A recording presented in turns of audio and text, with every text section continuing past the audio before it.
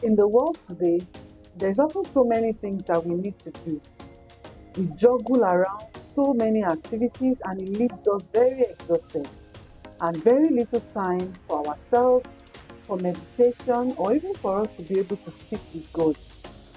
Even Jesus at his own time faced some of these challenges and these pressures. But one of the things that we could see from the life of Jesus, despite all of these pressures, was the fact that he was very intentional about the time and the solitude he created to always speak with God. Jesus would often create the avenue through which he can interact with his Father because he had placed a very high priority on that engagement, on that relationship with God. He considered it as very important for his life and for his ministry, despite all the pressures of the crowd that were always trolling him and all those who always wanted to see him or they were looking for a miracle. So it's not too much different from the time of Jesus as we have right now. And it means that what Jesus did back then, we ourselves can do.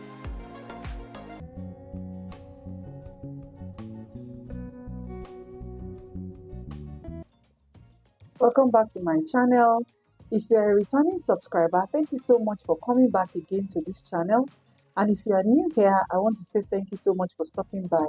All I do on this channel is to share my experiences on our spiritual walk with Jesus and also becoming a better person. I use the Bible, I use life lessons, I use book excerpts to be able to share these experiences with you so that you can also become a better person. So I encourage you to stick around on this channel and also be a part of the family. So you are very welcome.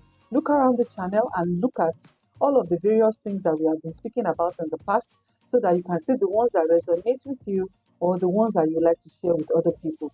So in this video, I'll be talking about the approach of Jesus Christ to solitude and prayer.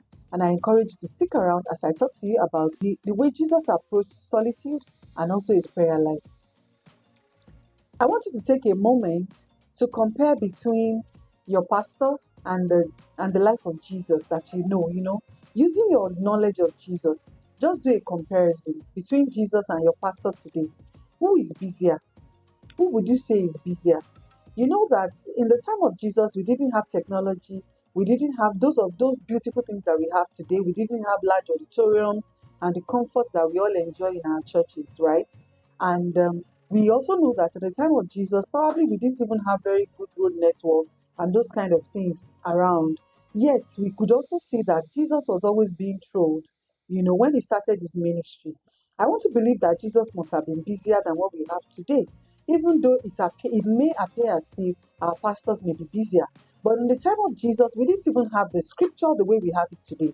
We didn't have materials, we didn't have resources, we didn't have quite a number of things that could help us that are currently helping us in our faith journey.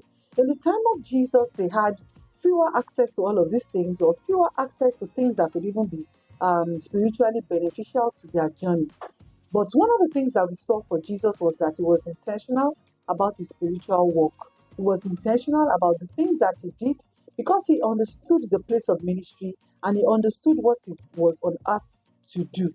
So Jesus at that time had a large number of people walking around with him, trolling him up and down because he was speaking to them, he was healing them, he was leading them, he was showing them the kingdom of God and also trying to make them to come into righteousness. And he was moving around quite a lot, most of the time on foot. They didn't even have access to cars or airplanes as we have today. So there were so many things for Jesus Christ to do at that time. But despite all of this busyness, we saw that Jesus never downplayed the need for stillness. Today, every one of us is usually in a hurry. If you leave your house and you are going to another place, you are going with that mode of hurry. We are always in a hurry. There is something that is always making us to be in haste, right? And so we have very little time to be still anymore, like the time of Jesus. But Psalms chapter 46, verse 1 tells us that we should be still and know that God is good. It means that stillness enables us to be able to process, to be able to meditate, enables us to be able to do reflections that will bring forth the kind of results that God wants it to bring out in our lives. In Mark chapter 1, verse 35, the Bible said, early in the morning, while it was still dark, Jesus would arise, he will leave every other person, and he will go and pray on his own, just to be by himself and enjoy that solitude and stillness. It appears as if Jesus understood one very vital principle of our faith journey. He knew that there were so many people and so many lives that were dependent upon him, and he recognized that he could not give to them what he himself was lacking, right? He understood the fact that if he was going to pour out to them, then he himself must have been filled. And where could he have been filled? It was in that place of prayer. So Jesus would naturally take out time to be by himself, to pray by himself, and also to be able to relate with his Father, so that he will be filled, he will be strengthened, he will be re energized, and be able to launch out to help other people. Do you love helping people? Do you love preaching to people? Do you love sharing the word of God with people, maybe even in your workplace, around, and all of that? Then you must create a lot of time for this solitude and stillness. It is very important for your faith journey that you are also like Jesus, intentionally, you retreat to be able to accomplish what he wants you to accomplish. So go home with this very vital principle. Before you can serve others, you need to be filled yourself. Have you been filled this morning? Have you filled yourself up with the word of God before coming out, before leaving your home, before going to your workplace, before speaking to other people? Have you been filled? Jesus made it a way of life to retreat and also to refresh and reinvigorate himself. You need to be able to cultivate that habit as well. Take some time off, take some time away from the busyness of life. Make it a part of you. Make it something that you do as often as possible, so that as virtue is going out of you, you are able to get it back in return by being in the presence of the Father. Luke chapter 5 verse 16 also tells us that Jesus would often, that's the key word, often, he will withdraw himself to lonely places so that he'll be able to commune with the Father. It means that he did it very regularly. He did it often. He did it as often as possible. He was not too far away from the place where he needed to commune with the Father. Have you made that your own life? Jesus also understood another principle. He recognized the fact that solitude and prayer was not a sign of weakness. Instead, it was a time for him to be refreshed and to be reinvigorated. He saw being with the Father as a place for him to be able to enjoy God's fatherliness. The reason why we call God Father is just simple.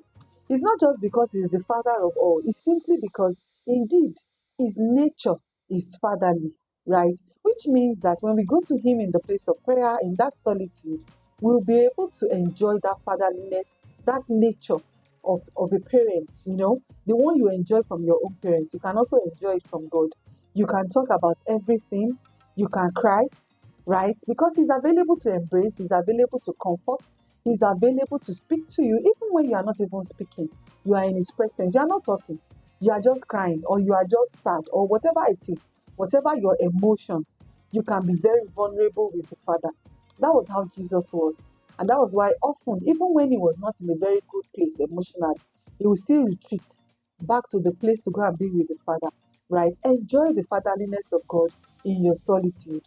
Enjoy the fatherliness of God with your prayer life. Don't do it as if it's a mechanical thing, like a checklist. Every morning I wake up, I pray, checklist, just as if you are ticking all the boxes. Don't be like that. Don't relate with the Father with the mindset as if you are just mechanical, you are robotic. Be as flexible as possible so that you can enjoy the relationship of a father to a daughter or a son, as the case may be. And then you'll be able to be vulnerable with him and open up to him, and he would also do likewise. He will speak to you through your spirit, even when you are not doing much. You are just there, and yet he's communicating with you, he's inspiring you, he's energizing you.